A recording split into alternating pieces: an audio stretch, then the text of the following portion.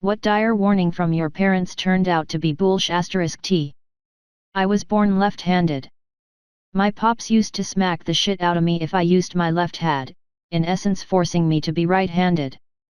I had to constantly remind myself to use the hand with my birthmark to avoid smacks. As an adult I asked my pops why he forced me to be right-handed and he gave some tepid response about when you're left-handed you'll have a tendency to pull that way when you're driving, exposing you to oncoming traffic. Sounded like bullshit to me, and is confirmed by all the left-hand driver is the world that don't spontaneously drive into oncoming traffic. If anyone has any ideas I'd love to know.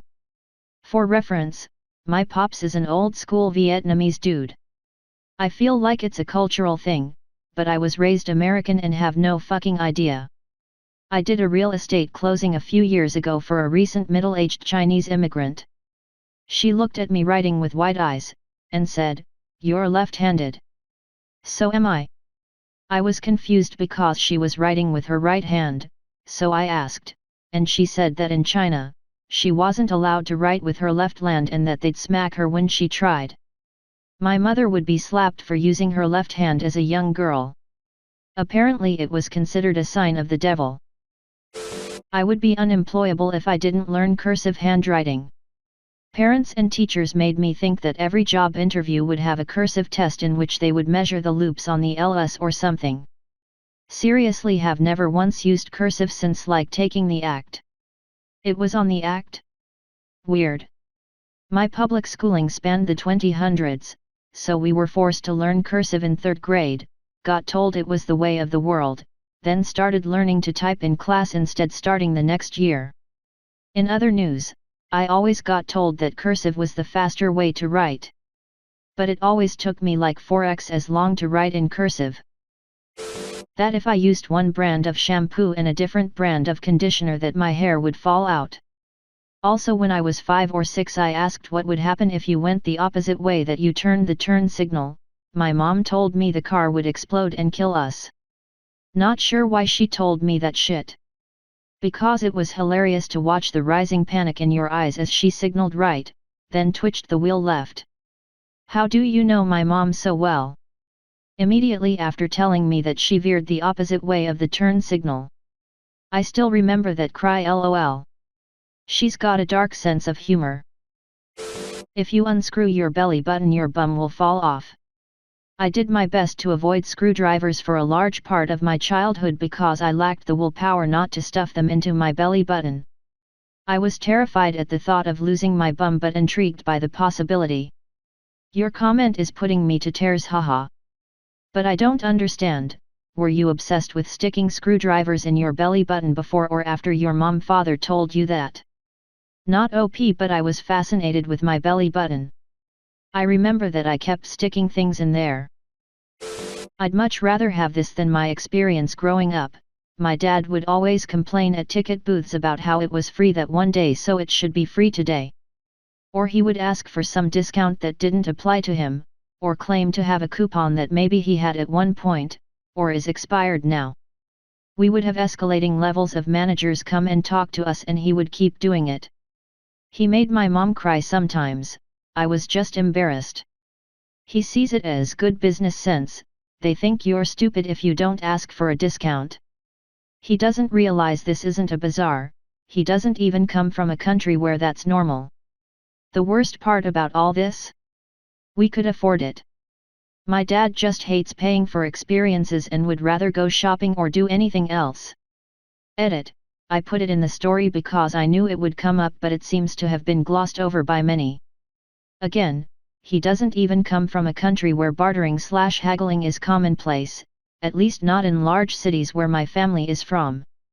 The most you can do is maybe ask for a bulk discount if you're at an independent stall in a market or something, which is something I'm not against and it doesn't hurt to ask.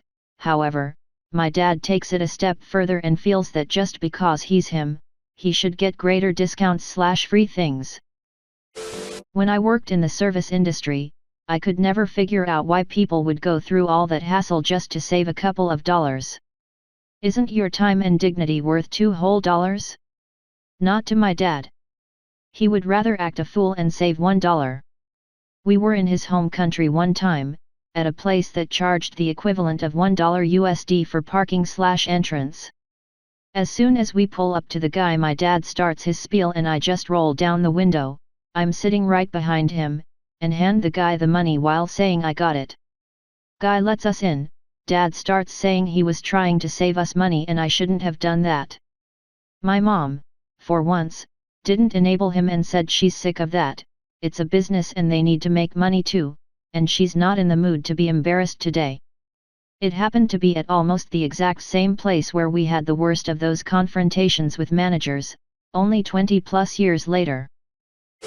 There's not really much to say after that.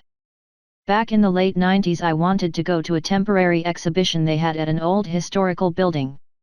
We learned about it when the news said that day, which happened to be the soft opening, and had already passed because it was the late night news, it had been free and it would cost so much for the remainder of the exhibition. I said I wanted to go and my parents said we could go the next day. We show up the next day and my dad said yesterday it was free. He argued about it for 40 minutes an hour and yes, went to very high levels of management. My mom cried, I didn't care about going in anymore. I think we eventually got in for a discounted rate. This area has been built up to include other things since then, and now they charge about $1 to go to the park/lookout right next door. This happened in 2017. No, my mom and I have not forgotten, and that's why especially when we're in their home country I jump ahead in ticket booths and pay for myself and let them sort that out on their own. My ex-stepdad owned a restaurant where I worked as a busboy when I was a teenager. He was always very tough on me, berating my work, etc. While telling me that he was going easy on me, and when I got a job in the real world, his favorite phrase, my bosses would be so much tougher on me. I quit a month before my 16th birthday and went to work at the local Dairy Queen and found out he was full of shit. My mom left him shortly after that, thankfully. Worked at an ice cream shop for my first job and told people how cruel and shady the managers/owner are. That's just what jobs are like. You have an easy job, it only gets worse. I was contemplating suicide. B/C I was bullied by management. Once a manager pushed me and started talking shit on my mom. I quit. Turns out literally everywhere else is a much better work environment and you shouldn't feel like crying or throwing up when going into work. Edit. Thanks for the kind comments everyone.